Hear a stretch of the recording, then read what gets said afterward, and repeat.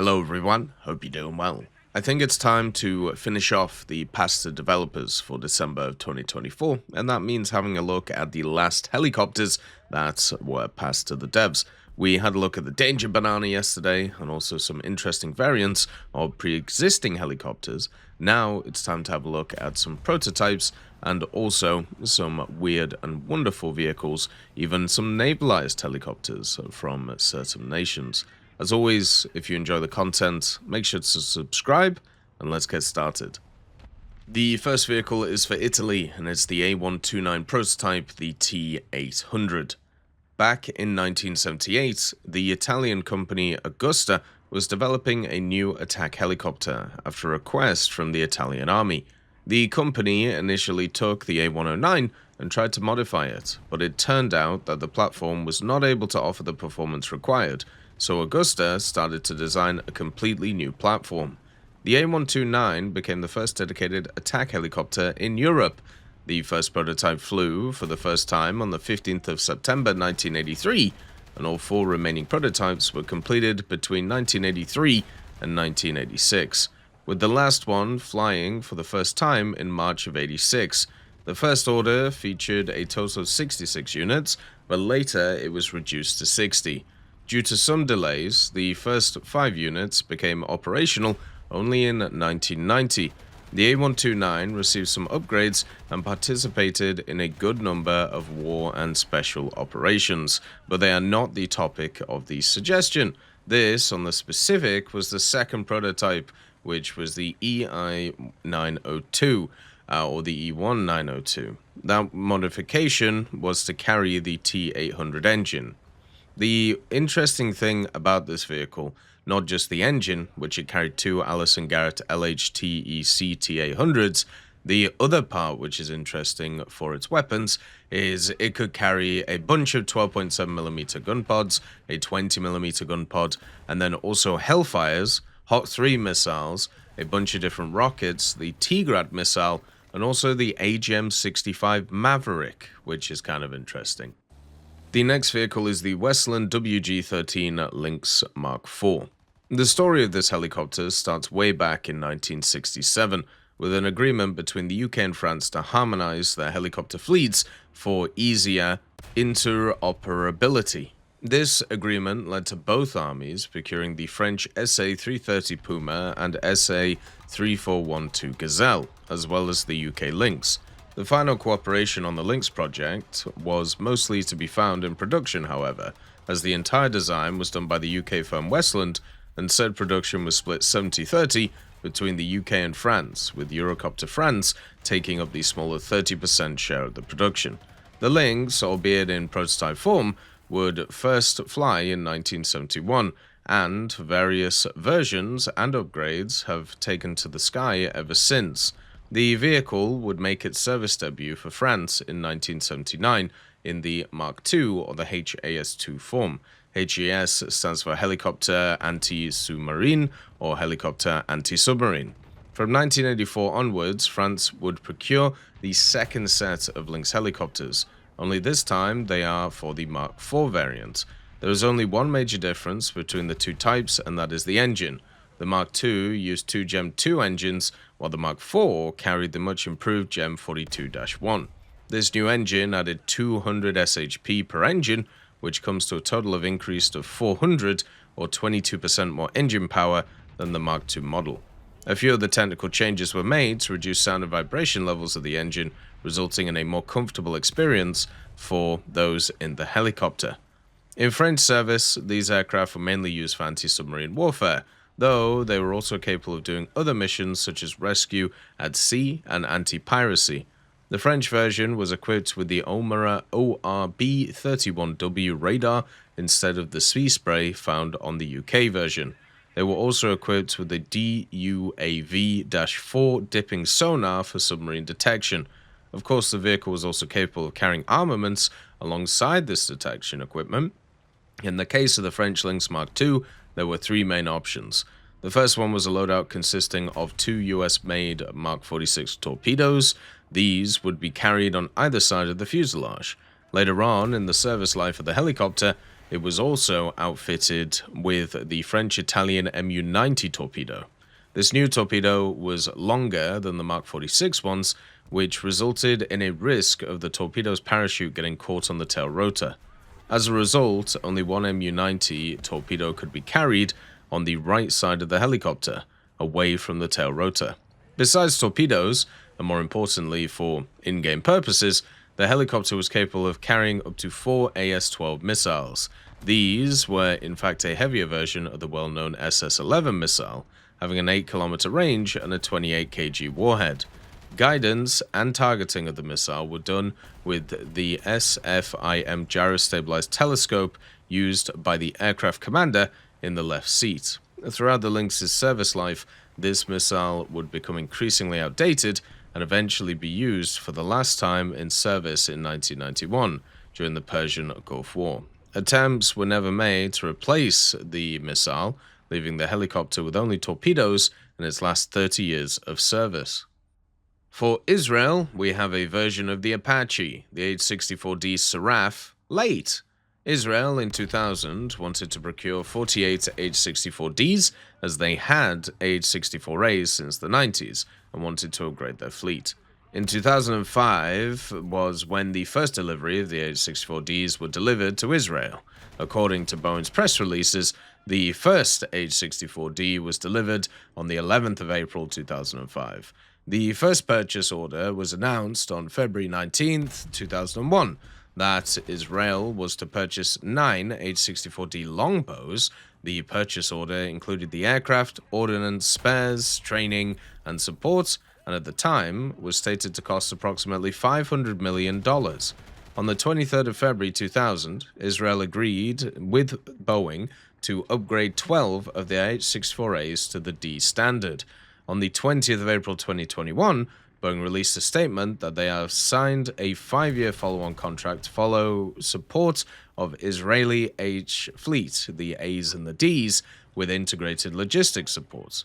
According to some areas, Israel currently has 22 AH-64s. Israel also upgraded some of their AH-64Ds into the AH-64DI, with domestic communication systems and other domestically built technical equipment. Now, the most interesting thing about this specific variant of the Apache is it doesn't just have the 30mm chain gun, doesn't just have access to rockets and Hellfires, whichever ones you want, it also gets access to spike missiles, meaning that it could get a fire and forget capability. And the last vehicle is the Cardoen-Bell 206L3. In 1984, Carlos Cardoen, a Chilean engineer and businessman, commissioned an engineering report to the aeronautical engineer René N. Gonzalez within 3 months, in which the feasibility of modifying a civilian helicopter for military use would be studied. On that occasion, it was the German device, the MBB BO-105. The construction of the first mock-up began between 1985 and 86. A mock-up is the construction of a model of what the helicopter would be on a three-dimensional scale. During the International Airfare, or FIDA, the mock-up of the attack helicopter based on the BO-105 was presented, which was very well received by people since it was an excellent option for developing countries. The modification left the helicopter with a remarkably different profile, converting it into a single-seater and adding an arms-carrying wing that in certain flight altitudes improved aerodynamic performance. The pilot's protection increased significantly as vulnerability to attack from the ground also decreased. The rear part of the fuselage was also intervened. It also included a Lucas turret. However, and due in large to the political situation in Chile, at the time representatives of FIDA 86 of the German company MBB that manufactured the BO-105 strongly opposed authorizing the modification after seeing it exhibited. So unfortunately, this first kind of concept did not prosper beyond the mock-up stage. After MBB's refusal, the BO-105 was discarded as a platform and a new aircraft to be redesigned was chosen, the well-known Bell Long Ranger 206L3. In October of 86, Cardoen Industries contacted the company Bell Helicopter Textron Incorporated to carry out a joint project. Initially, that was well received by the North American company. After efforts by the Inca presidency, in February of '87, Rene Gonzalez traveled to Dallas to participate in the HAI, the Helicopter Association International Exhibition. At this fair, technical meetings were held with a commission of Bell engineers to consider the technical aspects of the modification, initially maintaining the intention of building an attack helicopter. Work began in 1987 in conjunction with Bell Helicopter Techstrong, holding meetings in the US and Canada and arriving at the drafting of a preliminary design report in which they presented proposal monographs. As in the case of the BO-105, a structural modification was considered that made the helicopter single-seater. One of the first configurations considered by the INCAR team was an attack helicopter with a tandem cockpit. However, such configuration was discarded for reasons of stability and control, as the location of the center of gravity would be very different from the original model. After the talks in February of '87, in April of the same year, an INCAR BHTI meeting was held at the Fort Worth plant, and at that meeting, BHT delivered a report with a modification proposal of a single-seat configuration, which included a 3-view diagram, weapon possibilities, avionic equipment, design and development costs, work plan, and everything else. However, BHTI required INCAR to invest a large sum of money derived from the engineering and development work that would be provided mainly by BHTI, so it was finally decided that all this work would fall into the hands of Cardoen Industries, keeping Bell as an associated company.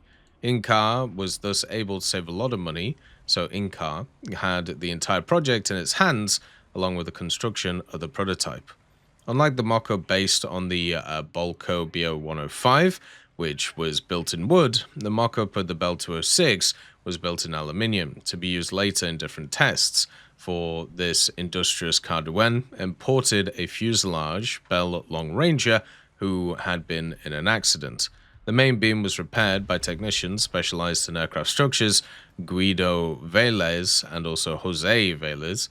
Then the front third of the fuselage that would be changed was removed. At first, the cabin was too small for the helicopter pilots. Luckily, the first test beams were made out of wood, so this was corrected by raising the roof of the original cabin by means of a vertical extension of the main beam. This modification would respond successfully in the structural tests, reinforcing the entire structure and serving as a canopy tower. In 1987, with the finished structural mock-up, a wind tunnel was simultaneously built to carry out other tests in the future.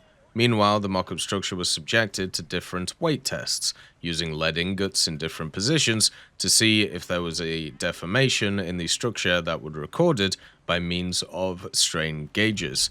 The new cab supported loads 3.5 times higher than the original, 16,000 pounds of frontal load without showing permanent deformation, which was a success since with the new structural resistance, the helicopter could be used for civil and also military missions.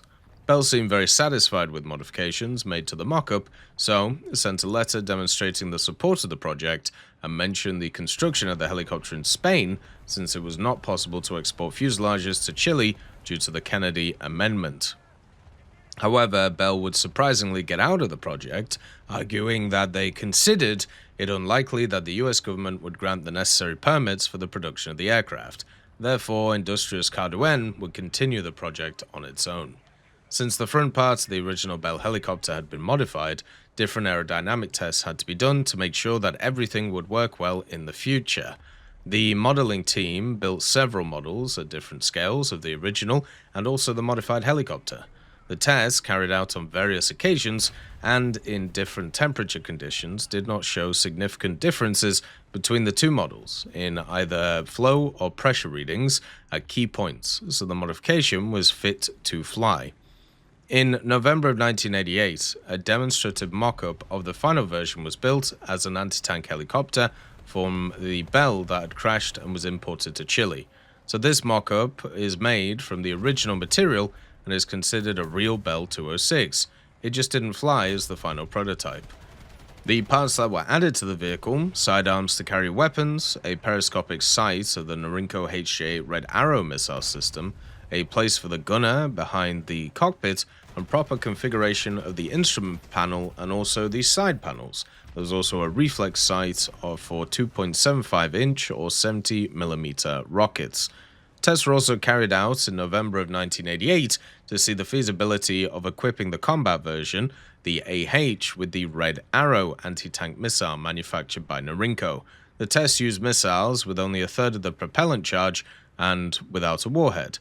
The original structure of the Bell Long Ranger, although it had hard points to fix medium weapons, was not really designed to withstand explosive force of this type. Therefore, after the tests, a deformation was noticed in the rear part of the fuselage, a part that had not yet been modified by Cardoen Industries. So, if it wanted to carry weapons of that caliber, several hours of engineering work had to be invested. However, modifying the original fuselage would alter the original center of gravity of the helicopter, which was not allowed. Once all the previous tests were passed, they were ready for the construction of a prototype, and all the advances that were made were kept strict and detailed records in plans according to the FAA standard, since it was always the intention for the project to obtain certification for the STC, which is the Supplemental Type Certificate of this American agency for the commercialization of the civil version of the helicopter. Unlike the previous mock-ups, now the prototype had to be built to the millimeter.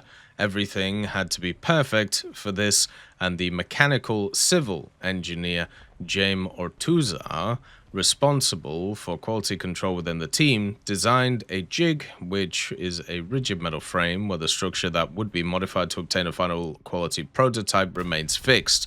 For the construction of the prototype, Industrious Cardoen imported a Bell 206 Long Ranger US registration, the N38958.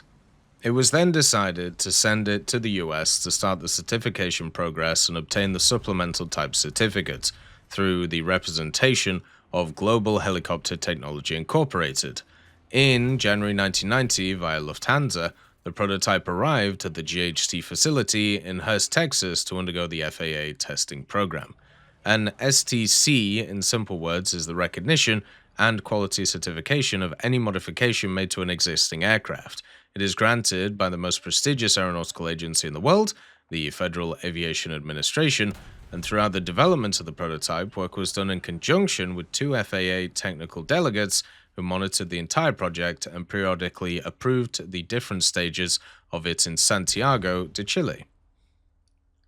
Simultaneously, while the prototype was in the United States, the structural mock-up of the attack version that had been used for the launch of the Chinese Norinco missile was presented at the Aviation Fair in Chile, where different people could appreciate that the version would become.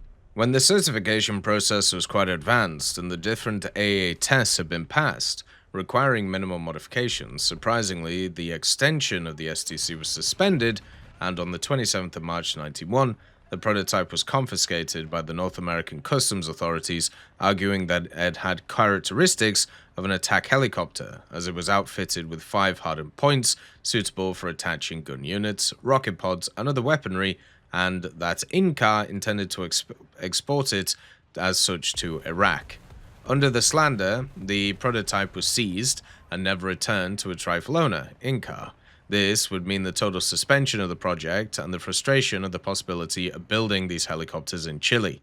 As the prototype without weapons was requisitioned and the project stopped there, in Chile it was never possible to build the flying attack prototype that was wanted from the beginning. But at least the attack mock-up was built, which was made from a real Bell 206 that had an accident and was imported to Chile, for which reason it had an authentic set of materials.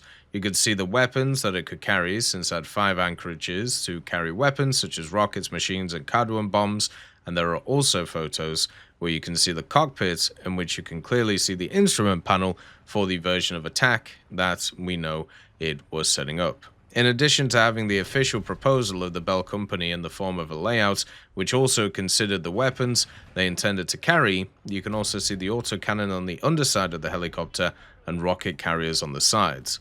It was basically intended to use the same weapon configuration as the initial BO-105, which had rocket carriers and a Lucas turret with a 50. It was also intended to load the helicopter with cluster bombs, made by Cardoen, and also traditional bombs, since the new cabin supported loads 3.5 times higher than the original, with 16,000-pound loads. So unfortunately, the end of this vehicle is not exactly sweet, but it is at least interesting to look at. As always, I hope you have a wonderful day, and I'll see you next time.